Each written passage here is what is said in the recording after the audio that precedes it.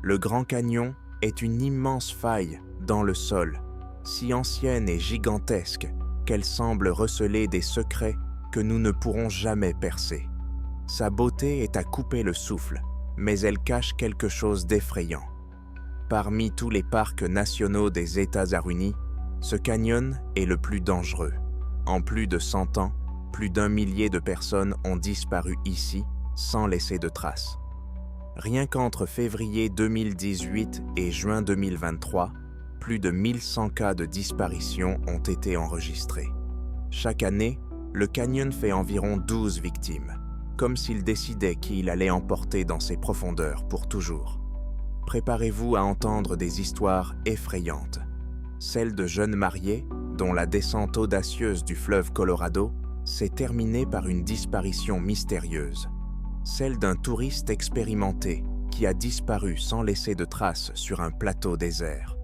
Et celle d'un guide qui a disparu sous les yeux de tous, comme si le canyon l'avait englouti, ne laissant que des questions sans réponse.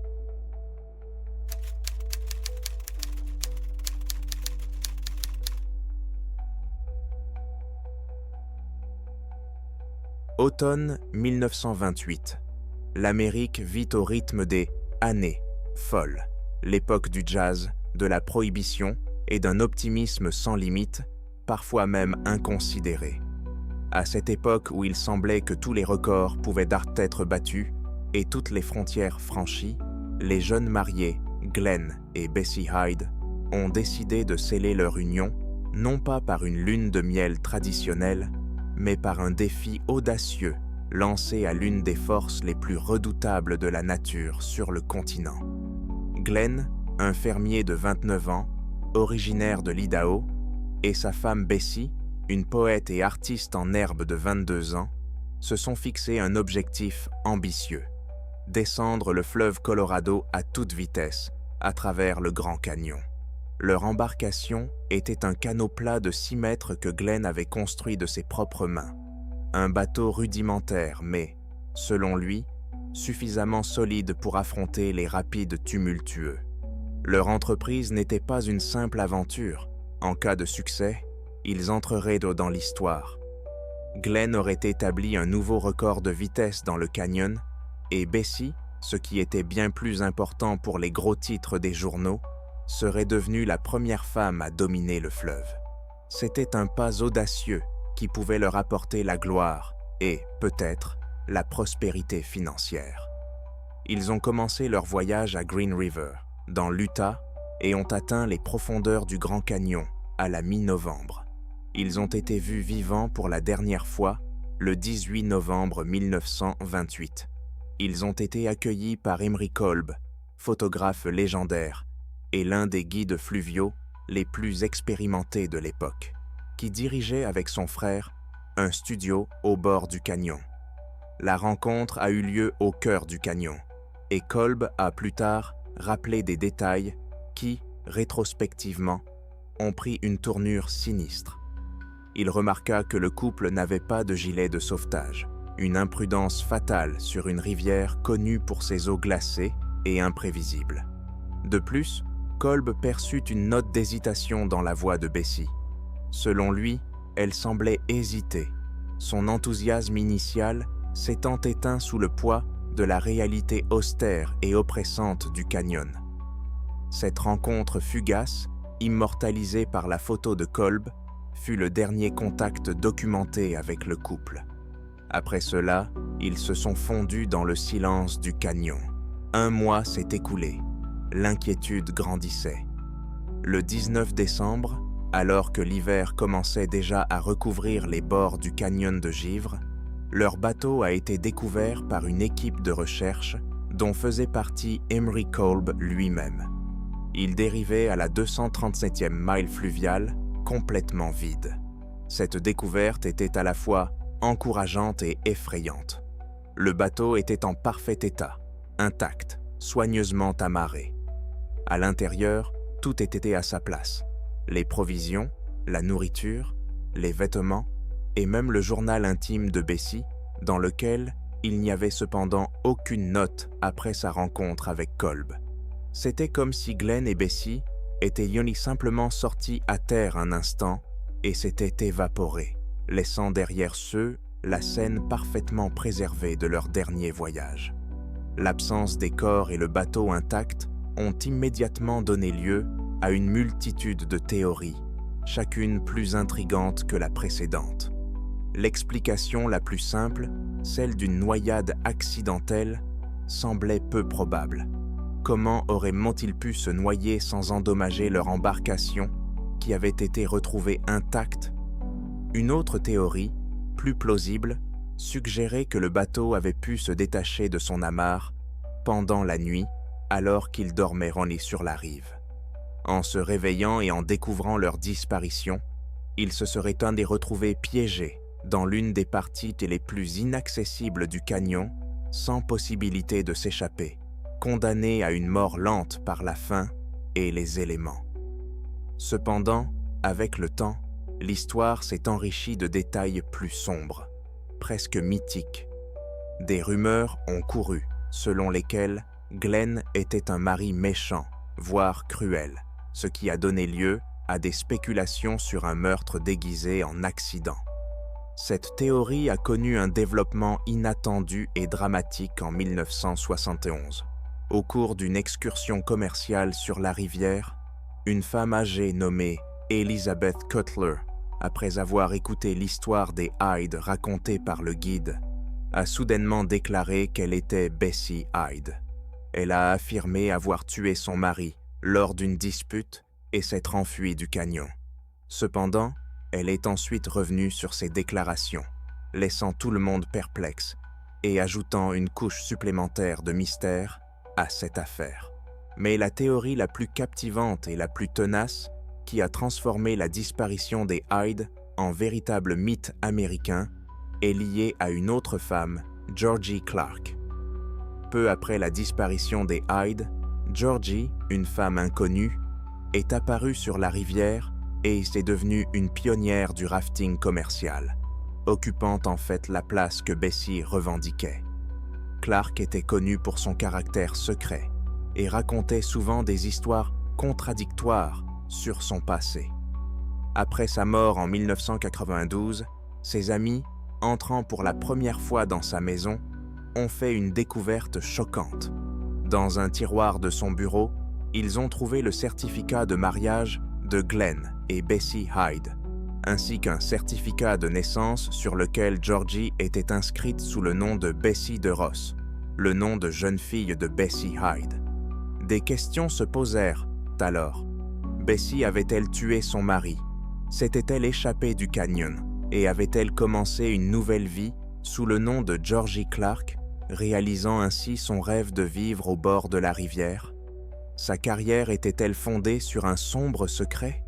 Les historiens et les chercheurs n'ont jamais pu trouver de preuves convaincantes pour confirmer cette théorie, et beaucoup la rejettent.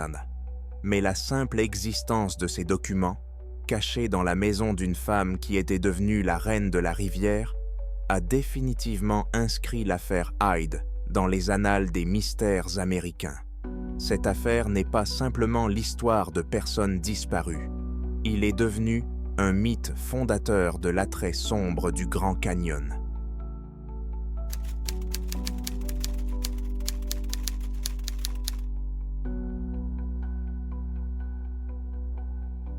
Dans le panthéon des tragédies du Grand Canyon, de nombreuses histoires commencent par l'inexpérience. Des touristes en tongs qui ont sous-estimé la pente du sentier, ou ceux qui se sont aventurés au fond du canyon avec une seule bouteille d'eau. Mais l'histoire de Floyd Roberts III est différente, plus inquiétante.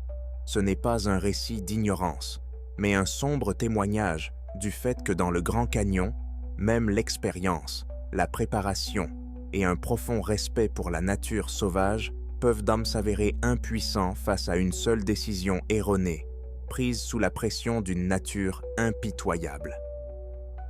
Floyd Roberts, 52 ans, professeur de lycée à Treasure Island, en Floride, n'était pas un visiteur occasionnel. Il était tout le contraire. Ses voisins et ses amis le décrivaient comme un homme intelligent, débrouillard, ancien employé de la NASA et doté d'excellentes compétences en matière de survie. Il ne connaissait pas seulement le Grand Canyon, il en était fasciné. Une carte du canyon était accrochée dans sa maison, témoignant de son intérêt de longue date et, vraisemblablement, d'une planification minutieuse. Il était déjà venu ici auparavant, connaissait ses dangers et respectait sa puissance.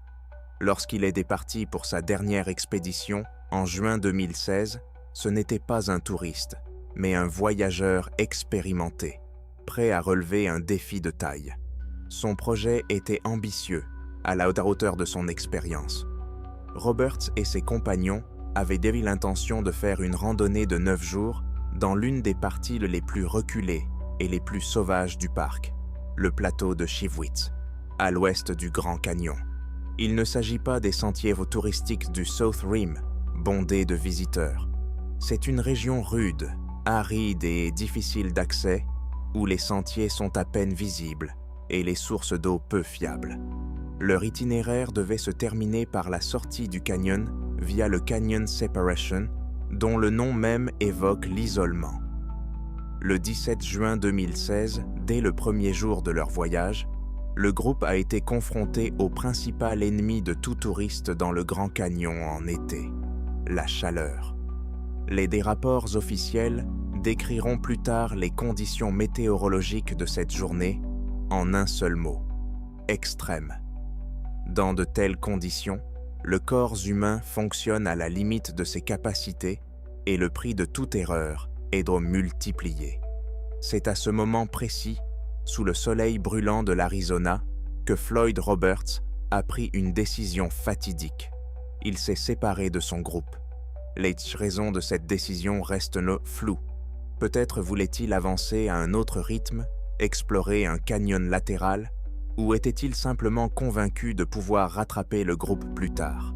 Il a été vu pour la dernière fois près de Kelly Tank, alors qu'il se dirigeait vers Trail Canyon, ou le canyon de 344, dans la région de Shenley Spring, en direction de la rivière. Il était également possible qu'il ait descendu le canyon de 336. Il est parti seul, confiant en ses capacités, et personne ne l'a revu depuis. Lorsque Roberts ne rejoignit pas le groupe à l'heure prévue, ses compagnons s'inquiétèrent. Le lendemain, le 18 juin, ils signalèrent sa disparition, ce qui marqua le début de l'une des opérations de recherche les plus importantes et les plus intensives de l'histoire récente du parc. Le service des parcs nationaux a immédiatement mobilisé d'importantes ressources. Des équipes terrestres du Grand Canyon, du monument national voisin, Grand Canyon Parachamp, ainsi que des équipes de recherche et de sauvetage expérimentées des comtés de Mohave et de Coconino ont participé aux recherches. Ils ont été soutenus depuis les airs par un hélicoptère du parc et une équipe spécialisée, Helitac, du parc national de Mesa Verde. Mais le canyon n'était pas prêt à livrer ses secrets. La zone de recherche couvrait plus de 25 km² de terrain extrêmement accidenté. Les sauveteurs ont été confrontés aux mêmes conditions hostiles qui ont probablement causé la perte de Roberts. La chaleur accablante rendait le travail au sol dangereux et nécessitait une rotation constante des équipes. Le relief n'était pas simplement accidenté, il était traître, couvert de denses buissons épineux de pins pignons et de genévriers qui s'accrochaient aux vêtements et limitaient la visibilité. L'éloignement extrême de la région posait de sérieux problèmes de communication et de logistique. Le transport des équipes et du matériel vers la zone de recherche prenait plusieurs heures. Un camp de base a été installé près de Kelly Tanks, équipé d'abris pour se protéger du soleil et de réserves d'eau afin de permettre aux sauveteurs de rester opérationnels. Pendant 6 longues journées épuisantes, des dizaines de personnes ont ratissé cette terre hostile. Un hélicoptère tournait dans le ciel, ses pales rompant le silence du canyon, tandis que les yeux des pilotes et des observateurs scrutaient chaque ravin, chaque ombre. Les équipes au sol exploraient méthodiquement les canyons et les plateaux. Mais tous leurs efforts étaient à tes vains. Aucun indice n'a été trouvé. Aucune trace de Roberts, ni sa chemise rouge à manches longues, caractéristique, ni son grand sac à dos bleu, Loews Alpine, ni ses lunettes de soleil à monture blanche et verres orange. Rien. Comme si la terre l'avait englouti sans laisser de traces. Le 24 juin, après 6 jours de recherche infructueuses, les responsables de l'opération ont pris une décision difficile. Les recherches actives ont été suspendues et passées en mode permanent mais limité.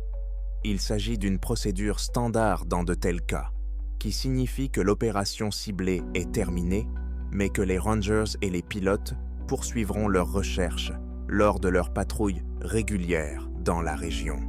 Des affiches avec la photo et la description de Roberts sont restées accrochées sur les panneaux d'information, rappelant silencieusement ce mystère non élucidé. Dans les semaines qui ont suivi la fin de la phase active des recherches, la disparition de Floyd Roberts III a fait l'objet de discussions non seulement parmi les rangers et les bénévoles, mais aussi dans des cercles plus larges de chercheurs spécialisés dans les anomalies. Malgré le statut officiel de « disparition non élucidée sans trace », ni la famille ni les collègues ne pouvaient se résigner à l'idée qu'un randonneur expérimenté, préparé à des conditions extrêmes, disparaisse d'un plateau désert et dégagé en plein jour. Dans de telles conditions, il n'y a tout simplement aucun endroit où disparaître sans être vu. Le terrain est plat et dégagé. Les pentes peuvent être observées depuis le haut et depuis les airs, et il n'y a pas un seul buisson où se cacher. Et pourtant, l'homme avait disparu. Les témoignages des membres du groupe, en particulier celui de Ned Bryant, sont restés déterminants. C'est lui qui a été le premier à dire que le comportement de Floyd dans les dernières minutes semblait comme si quelque chose l'appelait vers le bas. Ces mots semblaient étranges, non pas parce qu'il les prononçait à voix haute, mais parce que, selon Bryant, Floyd semblait entendre quelque chose que les autres ne percevaient pas. Il s'est approché du bord du fossé, un lit de rivière peu profond et creusé de crevasses, où l'eau de fonte coulait autrefois, et s'est mis à regarder longuement le sol comme s'il distinguait quelque chose sous la surface. Il avait l'air bouleversé, dira plus tard Bryant, comme si de la chaleur s'élevait dessous lui. C'est ce qui a constitué la base de la première version, la désorientation thermique. Selon la logique des sauveteurs, Floyd aurait pu entrer en état d'hyperthermie, se désorienter, perdre ses repères dans l'espace et s'égarer. Mais même dans ce cas, une question subsiste. Où est-il allé si tout, même ses chaussures, est resté sur place? Il ne pouvait pas parcourir des kilomètres pieds nus, sur un sol nu. S'il s'était assis, couché ou était tombé, il aurait pu être repéré depuis les airs, mais aucun appareil n'a détecté la moindre trace de chaleur. L'humidité de l'air était faible ce jour-là et la chaleur presque record, mais cela n'expliquait que la désorientation, pas la disparition. Une autre version a été proposée par un groupe de géologues qui étudie le plateau de Chiwitz depuis le début des années 2000. Sous la partie du sentier où Floyd a été vu pour la dernière fois, il existe une série de micro-fissures liées à d'anciennes dolines karstiques. En théorie, un homme aurait pu tomber dans l'une d'elles si la surface fragile s'était effondrée sous ses pieds. Mais en réalité, aucune fissure de ce type n'a été constatée à l'endroit de la disparition, ni avant ni après.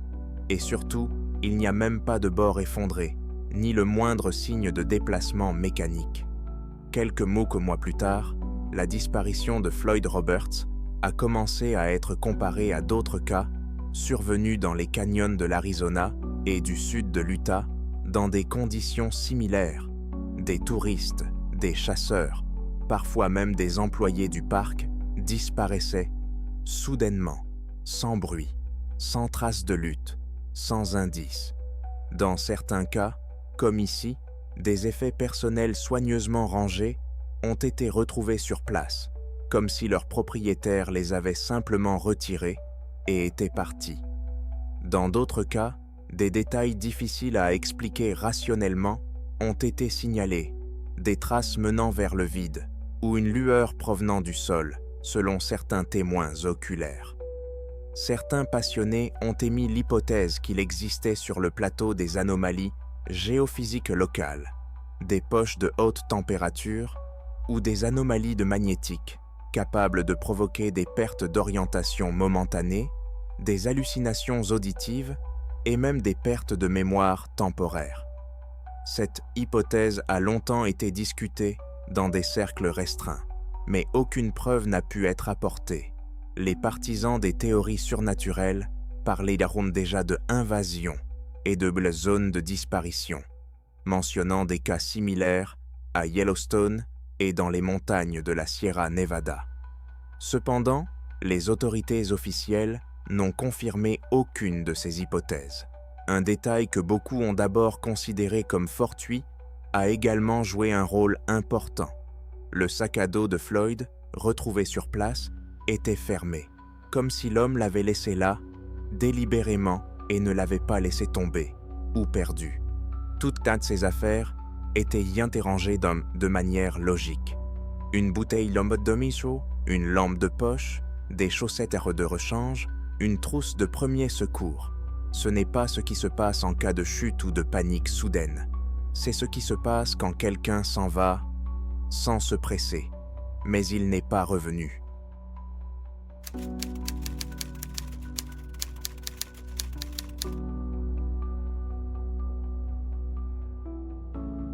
Le 2 juin 2015, une journée chaude au cœur du Grand Canyon s'annonçait comme une journée ordinaire pour Morgan Hamer, un guide fluvial de 22 ans, réputé pour son professionnalisme, pour qui le fleuve Colorado était un élément familier. Grand, blond aux yeux bleus, il guidait un groupe de touristes dans le cadre d'une descente commerciale organisée par la société Tour West.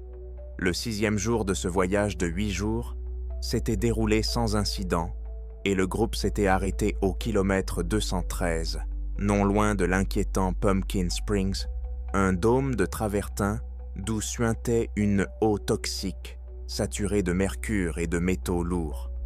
L'ambiance était détendue, les touristes riaient, sautaient d'une falaise peu élevée dans les eaux fraîches de la rivière, et Hamer, comme toujours, était au centre de l'action, organisant les divertissements et veillant à la sécurité. Mais en un instant, tout a basculé. Après un nouveau saut d'un client, le guide principal a brièvement discuté avec Morgan, lui proposant de faire une pause après le déjeuner. La conversation n'a duré que quelques secondes. Le guide principal s'est détourné pour répondre à la question d'un touriste et lorsqu'il s'est retourné, Morgan avait disparu. Pas un bruit, pas un splash, pas le moindre indice de l'endroit où il était passé. Il s'était simplement évaporé, comme si le canyon l'avait englouti sans laisser de traces. Au début, personne n'a paniqué. Morgan était un guide expérimenté, et son absence pouvait s'expliquer par quelque chose de simple. Il était peut-être parti faire une course ou avait décidé de se baigner. Mais lorsqu'il ne revint pas pour le dîner, l'inquiétude grandit au sein du groupe. Les guides et les touristes se mirent à l'appeler, leur voix se répercutant sur les parois anciennes du canyon. Mais seul le silence leur répondit. Ils ont fouillé les berges, scrutant l'obscurité, mais n'ont trouvé ni sa chemise à carreaux bleu vif, ni ses sandales Chaco, ni sa casquette bordeaux, ni même sa bouteille d'eau violette. À 19h26, le guide principal a contacté le service des parcs nationaux par téléphone satellite pour signaler sa disparition. À l'aube du 3 juin, une opération de recherche à grande échelle a été lancée. Des hélicoptères survolaient la rivière, tandis que des gardes forestiers et des sauveteurs ratissaient dans les berges et les buissons de tamaris, luttant contre la chaleur torride et le relief accidenté. Les recherches ont couvert 22 km de rivière et 6 km de littoral. Tous les groupes commerciaux et privés qui passaient par là ont reçu des tracts avec la photo de Morgan.